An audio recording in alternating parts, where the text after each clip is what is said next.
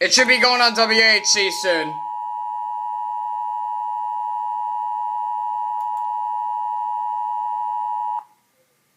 Weather Service in Wichita has issued a severe thunderstorm warning for Montgomery County in southeastern Kansas, southern Chautauqua County in southeastern Kansas, until 8:15 p.m. Central Standard Time.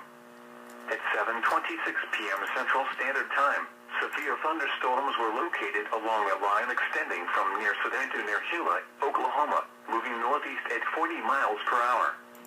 Expected hazards include 60 miles per hour wind gusts and penny-sized hail.